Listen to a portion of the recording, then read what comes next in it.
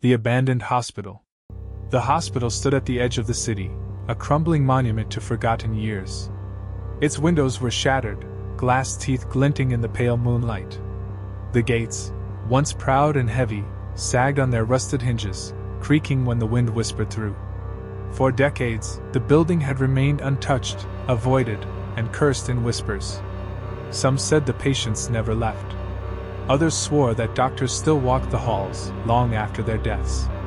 The truth had been buried beneath layers of dust, shadows, and silence. Tonight, that silence would awaken. The air was heavy with dampness, thick with the smell of mold and rot. Weeds grew between the cracks of the parking lot, reclaiming the space where ambulances once roared. The pale glow of the moon stretched long shadows over the cracked pavement, and every sound seemed louder against the emptiness. The soft rustle of dry leaves, the faint groan of metal as the wind teased broken signs. A faded emblem of the hospital, once polished and bright, hung loosely from the main entrance, swaying like a pendulum marking the passage of time. Inside, the darkness was almost alive. Dust motes floated like ash when the moonlight cut through broken windows. The floor tiles, cracked and uneven, echoed footsteps that weren't always your own. Hallways stretched endlessly, branching into smaller corridors, each lined with peeling paint and faded posters of smiling doctors promising health and hope.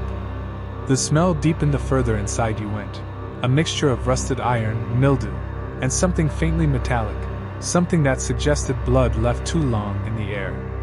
The emergency ward still bore the remnants of its final night. Wheelchairs sat abandoned, their wheels twisted. A gurney leaned against the wall, straps dangling loosely as though someone had broken free. Doors to patient rooms stood ajar, and when the wind shifted, they creaked as though unseen hands pushed them. Beds, some overturned, some made with yellowed sheets, whispered of bodies that once lay there. Shadows stretched unnaturally across the walls, bending with the cracks, curving like skeletal fingers reaching out. The morgue lay deeper, behind a rusted metal door that had long since lost its lock. The air grew colder here, carrying a sharp chill that clung to the skin. Drawers lined the walls, their numbers faded, some slightly open as though disturbed from within. The silence here was heavy, suffocating, pressing against the chest like unseen weight. A single light flickered in the ceiling, though there was no power. It buzzed weakly, illuminating just enough to see the shape of the room but never enough to make you feel safe.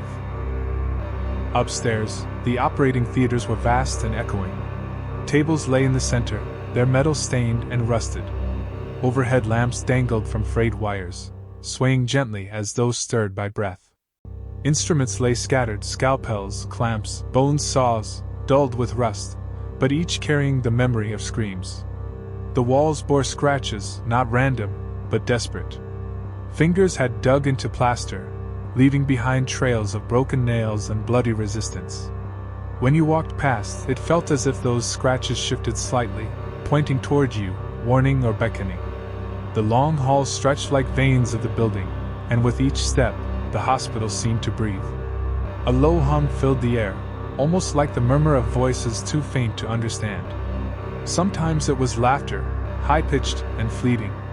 Other times, sobs so low and broken they seemed to seep from the walls themselves. The sound of wheels rolling down the corridor echoed without end, though the hall was empty.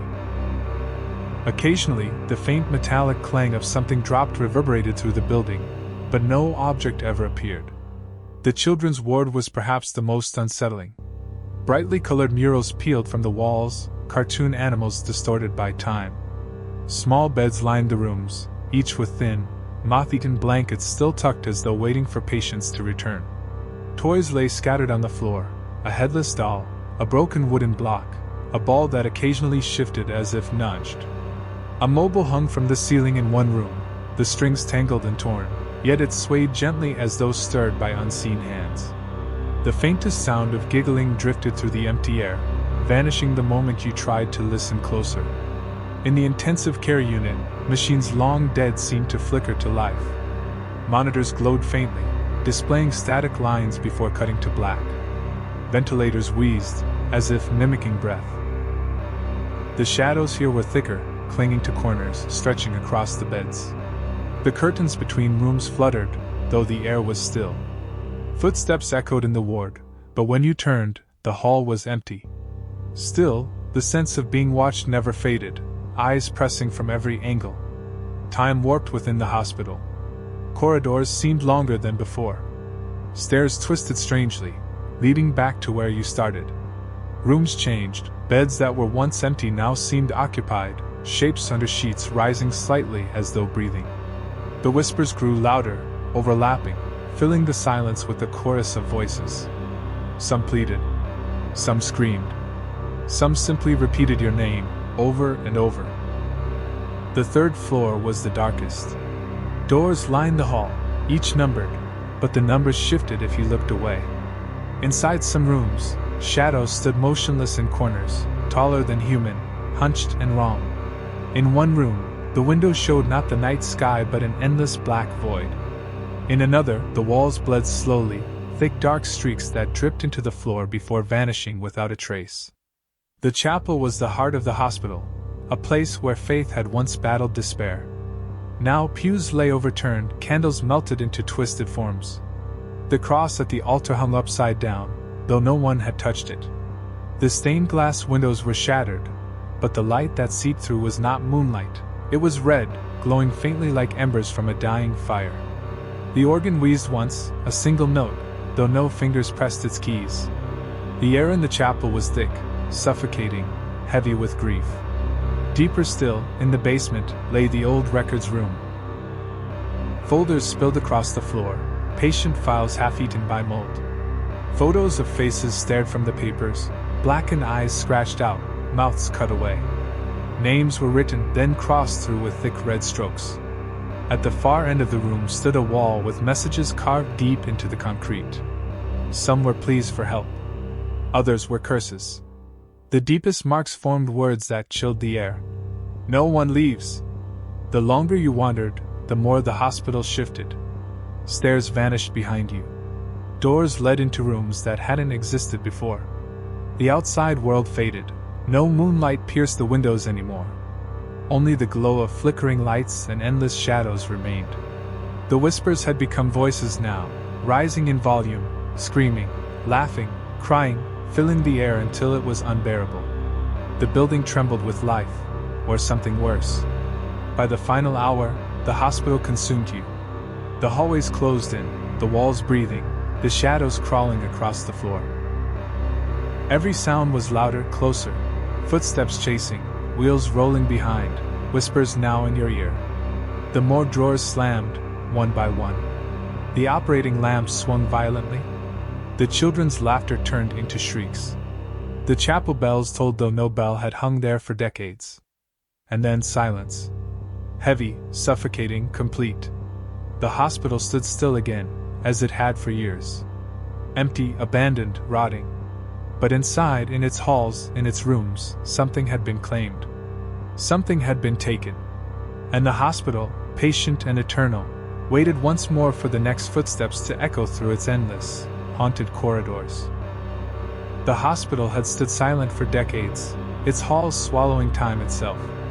But silence never lasts forever. One night, four figures stepped through the rusted gates, flashlights cutting across the dark.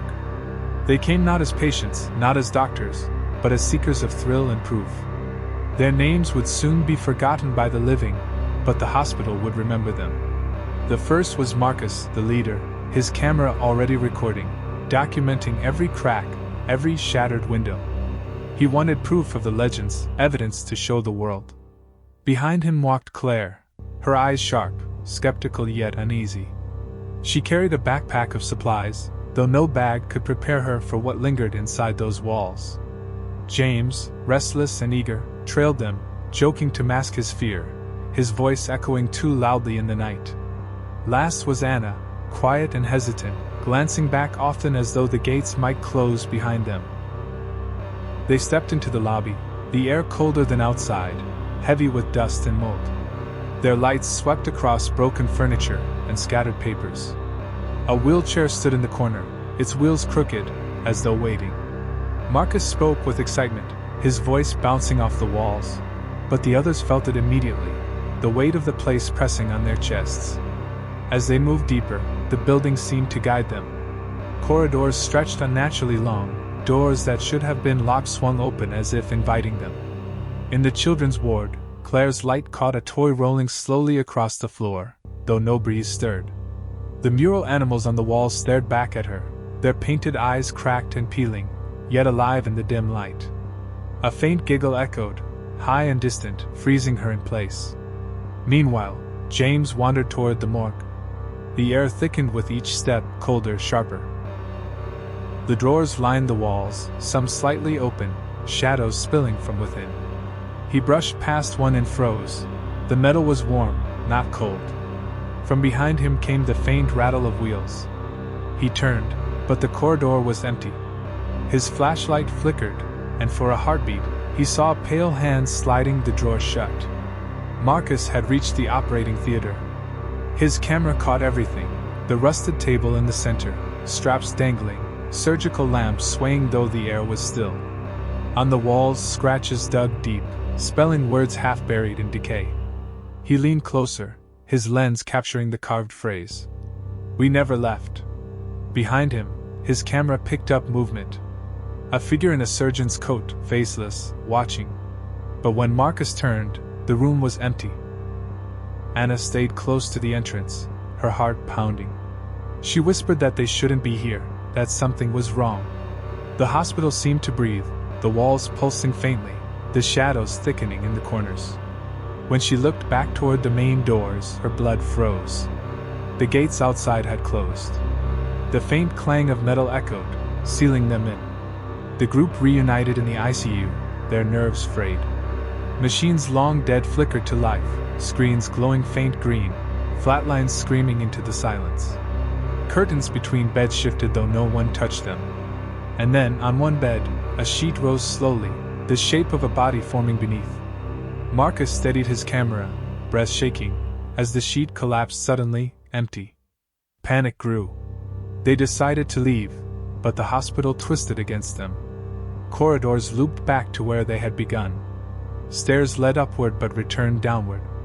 Doors opened to walls, and windows showed nothing but endless black void. The whispers rose, overlapping voices, some calling their names, others screaming. The group began to splinter. James swore he saw his sister, long dead, standing at the end of a hallway.